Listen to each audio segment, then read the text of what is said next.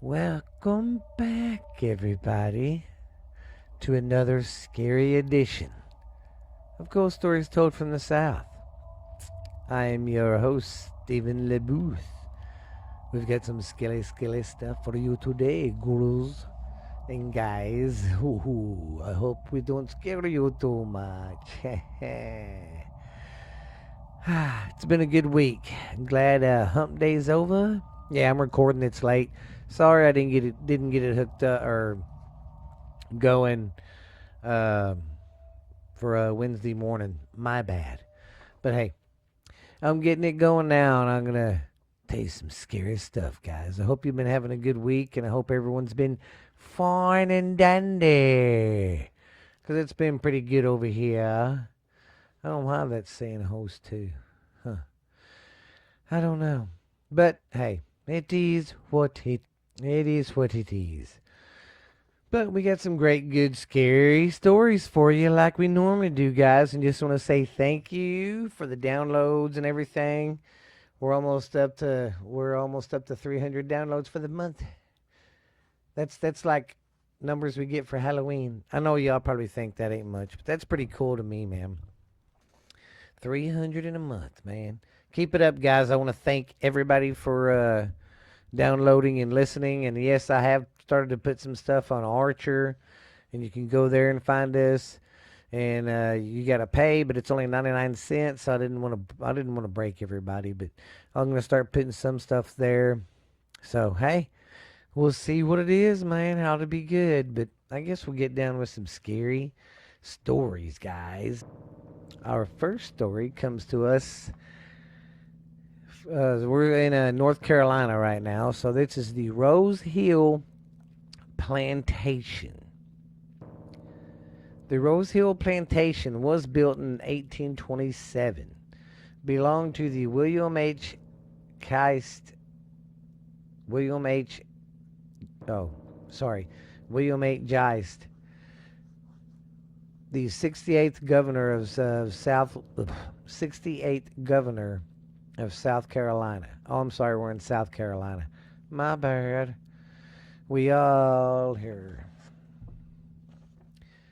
He was one of the leaders of the Scientologist movement that preceded the American Civil War. The property was known as one of the finest examples of pre-Civil War plantation. Geist believed that the only way to protect slavery was to succeed from the Union. The Geist family lived here, died here, and burned on the property. Oh, and buried on the property. It is said that their spirits still haunt and walk the floors of the house. They can also be seen in the cemetery, especially the spirit of William himself. Actually, disembodied voices have been heard too. So yeah, well, I mean, think about it. A place like that has got a lot of history because, I mean, Jesus, just think of like I said, the history there. There's, you know, first account, this guy was a big time guy for wanting slaves, so probably a lot of slaves got beat and murdered there, and their spirits roam it. Then you got the family that's lived there for generations. They all were buried there too, so you got their spirits around. So you get a lot of spirits messing around there. Got some more stuff on it.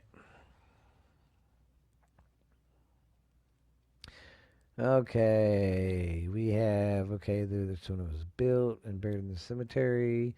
Oh, okay, right here. This property is actually open to the public for a small fee. You can take a tour of the house and walk through the grounds. There are so many stories to be told than just 15 most haunted places in South Carolina. As I said, South Carolina is a historical rich state with numerous stories to be told. Well, it is like one of the first states, so I'm sure that I have missed one or two of your favorite stories, and I'll absolutely love to hear them, guys. So, if anybody's out there have been in this place, say something. But yeah, there's No telling how many stories there of, I mean, just with its plantation of slaves dying and all that stuff. So, yeah, this guy, he didn't treat them people right. I mean, come on. So you got their spirits there and the family there. Pretty wild place, I say. All right, I think we are going to go to our next story. Now we will go over the Hermitage in South Carolina. There are ghosts, and there's a lady in white that comes and goes as she pleases. Another freaking lady in white, man. They're everywhere. I wonder if they got like a lady in gray. Okay. Perhaps she is still looking for her lost rings. Some have seen her walking near the shell-covered bank that was her temporary resting place, or along the shore by the Hermitage. Mrs. Mrs. Dusenberry has also seen her there too. So it's another report of the lady in white being seen. Okay, the heritage. This is like just some stories I found of the heritage, different stuff, different families. So I guess we will start out with the Wilcox family encounters. This was a family, I guess, that lived there. Most often, the lady in white in appears in Alice's upstairs bedroom, which may her parents also used as a guest room. Oh, okay. This is whoever lived there, one of the Wilcox members telling that story. Okay.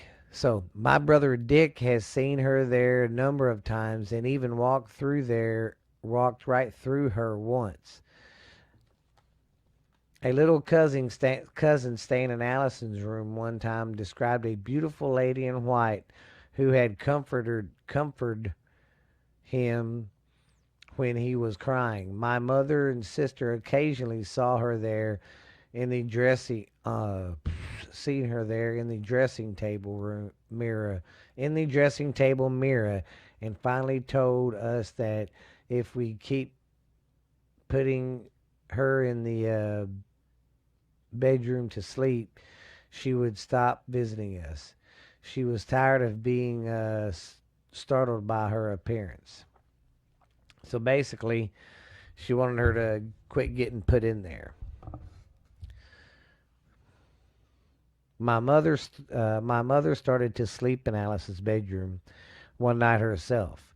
She was tired from working in the flower garden all day, and my father had wanted to read in bed, so my mother moved across the hall to the guest room for a good night's sleep. As she lay there in the dark, planning what she wanted to do the next day with the flower beds, she was surprised to see the securely latched door swing open. Then she saw a luminous white cloud the size and shape of a person gliding into the room and out again. She she doesn't sleep in there anymore either. So no one sleeps in that room apparently because Alice likes to fuck with you. See, that's some messed up stuff. I don't know how I would deal with that. I mean, really, that'd be creepy as toaster ovens. But in spite of being startled, we have always enjoyed her ghost. She is quite one of the family. So she just appears and kind of messes with you like that. She don't tug at you or, do stuff like that. Let's see, what's this? She's quiet family. Well, I screwed up here. Okay, this one's about cousin Cora tells the Mrs. Wilcox story. Okay. Before we had electricity at the inlet, this place is called the Heritage Inlet because it's at the end of the road, you know.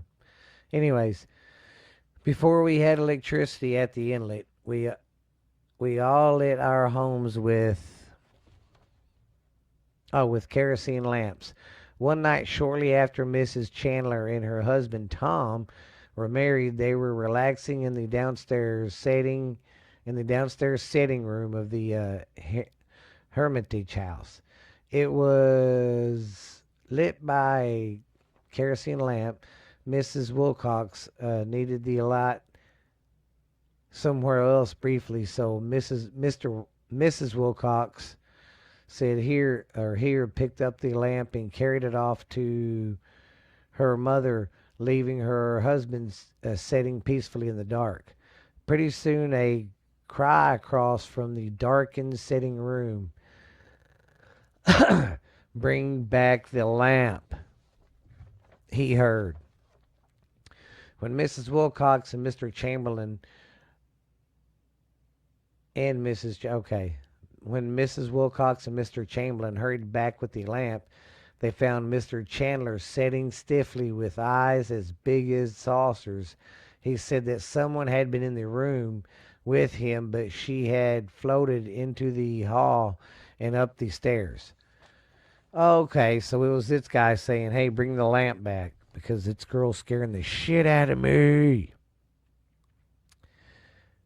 Excited and a little alarmed, they decided to investigate. Mrs. Wilcox told Mr. Chamberlain to take the lamp and go first. She would follow him, and Mrs. Chamberlain would bring up the rear.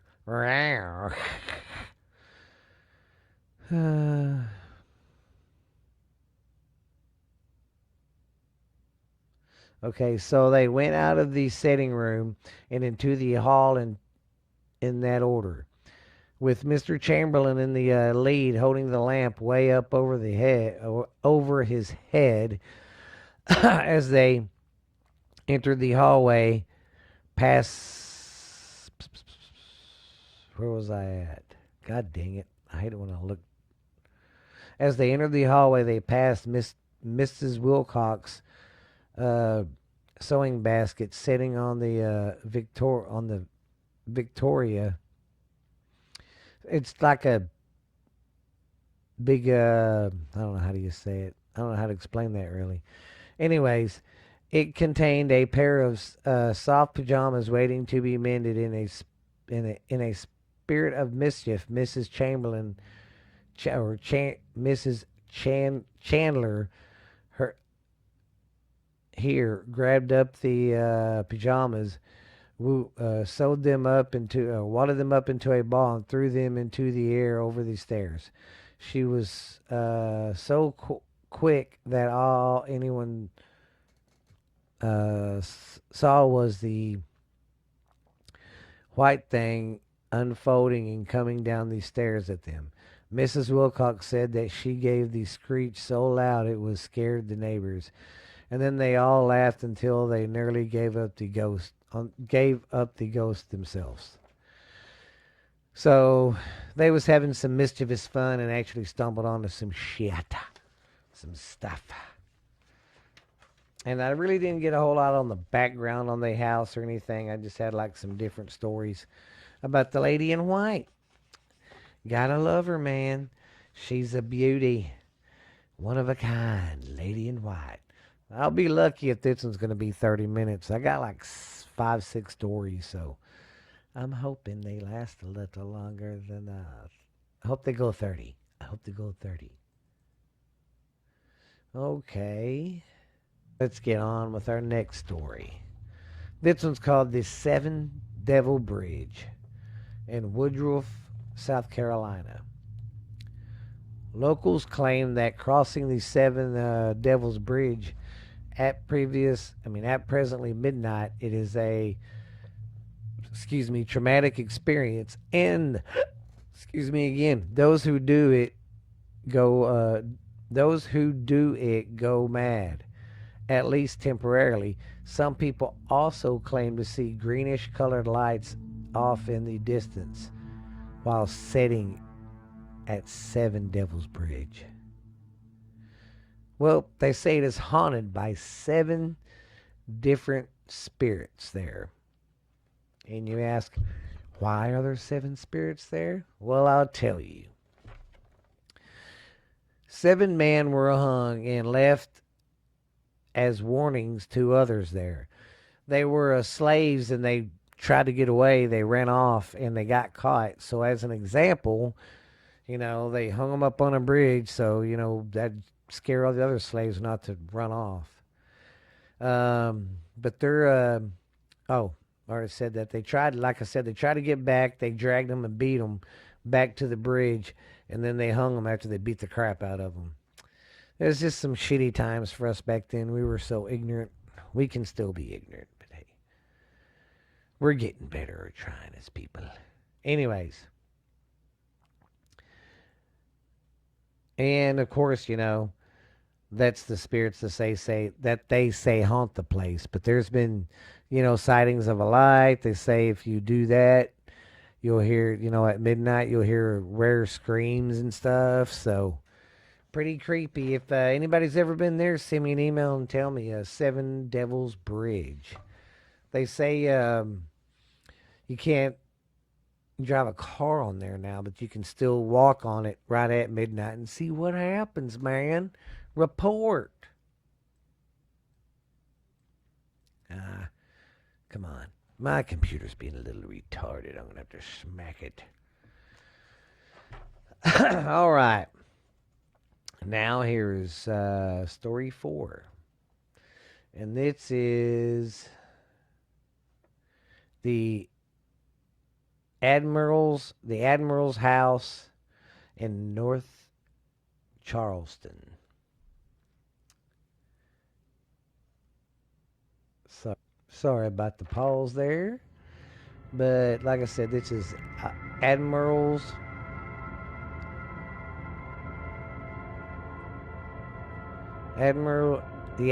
house. Dates back to 1905. And it stands at the former Navy base in North Charleston. And it is said to have the history of slavery and torture, although there are a number of haunting stories surrounding the home. The one that is the most known is that of a young girl who was a slave, and her spirit has been spotted in a clump of trees on the property. Yeah. They didn't really post a lot of the stories, and that's what I wanted to get into at this one. Get into the stories of why some of the ghosts were there. But it's kind of self-explanatory. It was a big slave area. I mean, I guess it's where they held them before they went off and they got sold or whatever. So there's a lot of just history there on the property, in the house, and all the surroundings. Well, because it was there forever, and it was just a place of torture and slavery. So yeah, there couldn't be any good things come from that. Yeah, but go check that out. The Admiral's house. Sorry about that clack-a-whacking. Okay, we have another one ready. Okay, our next one is the Stony Baynard. The Stony Baynard plantation is located on a plantation. Well, no wonder it says plantation in the name, jackass. I can put 2 and 2 together. It's on Plantation Drive in Hilton Head Island and was added to the National Registration of Historical Places in 1994. The location has been known as the Bernard Ruins and as Braddock's Point Plantation. The plantation was lost by Saucy Jack Stoney to William Eddings by the time Saucy Jack got it, it was a fourth generation inheritance. Or on gray days, with little sun and some rainy seeks, Vineyard's ghost is known to wander around. It's a pretty creepy looking place, and they say they see a lot of spirits when they go there, walking or walk around or see apparitions. They've heard voices. Yeah, that's another place that has a lot of history. So it'd be like some crazy stuff to go check out. Okay, what's next for you ghouly ghouls? Dang it. Alright, this one's of a hospital. Okay, this one is about the Greenville County Tuberculosis Hospital. Between the 1930s and the early 1950s, Greenville County Tuberculosis Hospital treated hundreds of patients suffering from tuberculosis. Several patients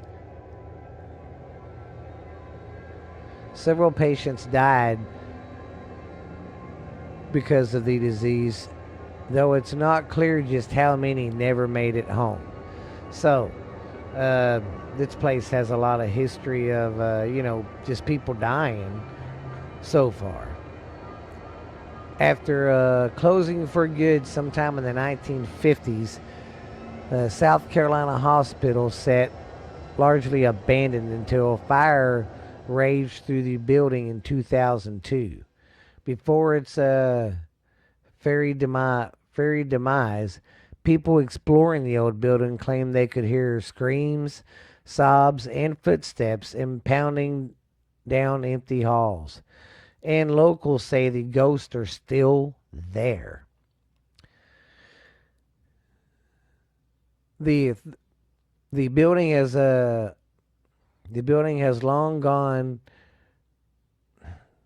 Let me reword this. Though the building is long gone, legend has it that the deceased patients now haunt Hinsgulf's Park, which stands where the hospital once did. So, apparently this hospital was there, and then it got burnt down pretty good. I mean, they didn't save any of it because there was nothing to save. So they put a park in its place. Lovely. Which stands where the hospital once did. Okay. Visitors hear a number of strange sounds on the playground, including banging, screaming, and clanging of unseen bells.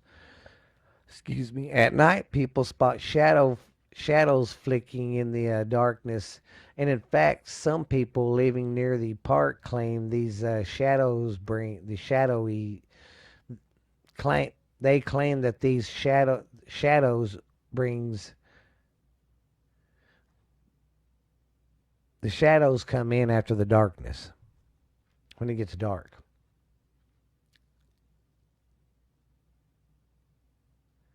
And they say after dark, these are when the apparitions really appear. Well, they'll go into people's houses that live along the park too, on the outskirts.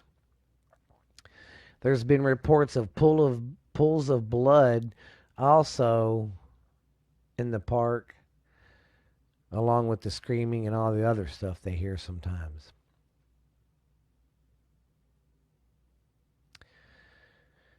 And we're after the rain. Okay, all that is left of the former hospital is a few pebbles that turn red with blood after it rains.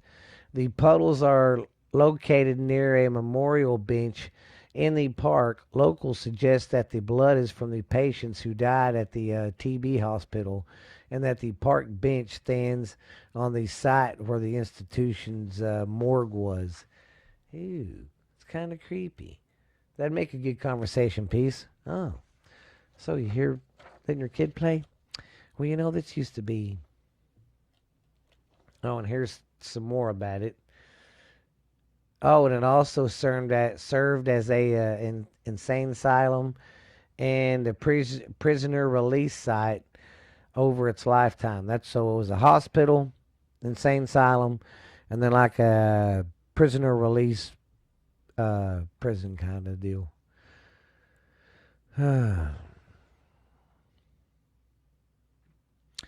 Of course, banging, clanging, and bells.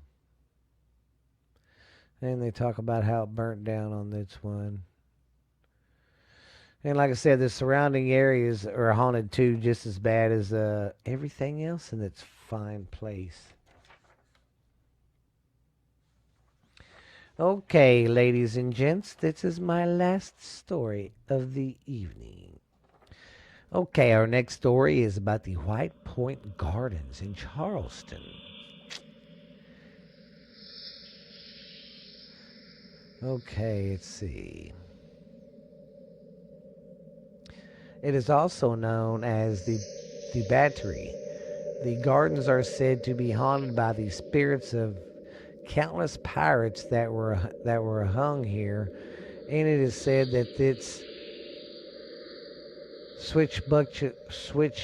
swashbuckling ghosts roam the gardens, searching for their ships in order to their ships and weapons to get their revenge. Well, this was a major place where they would hold prisoners, pirates and stuff, and hang them. And it's a park now, but at the time it wasn't a park. That's where they held all the pirates and would hang them and stuff and all that. So, yeah, they hear screaming, see figures, hear sounds, noises, they hear voices. So they've seen some pretty crazy stuff. Pretty crazy stuff here. They didn't really post much of the stories here, which I don't know why they didn't. But I was in a rush trying to get this done. My bad though, guys. I need to make better stuff for you, and I'm sorry. But yeah, this is the Point Gardens in Charleston, or the White Point Gardens in Charleston. And like I said, it's got a lot of history there because a lot of deaths and stuff happened there. So pirates are running around looking for their booty. Pirates want their booty. Well, guys, I hope y'all enjoyed the show today. Next week would be better. I'll go deep and dive in better, do more research on stuff, and get more damn stories. At least something to last 45 minutes, man. But I'm glad y'all paid attention and came and listened. Don't forget to check us out on Facebook, Instagram. Ghost Stories Told from the South. Check out our email. Send us something. Ghost Stories Told from the South at gmail.com. I think it's all lowercase. I'm not for sure. I'll have to check it out and see. But go send us an email. You can hear us on Spotify, Stitcher, Anchor. God dang, we're pretty much everywhere. And I'm getting the YouTube channel caught up. Go check that out. Yeah, that's pretty much it. So you guys have a great night, and we will see y'all next time. This has been Stephen LeBooth for Ghost Stories from the South. I hope you have a great evening and have a fun, skilly day at work, everybody. Bye.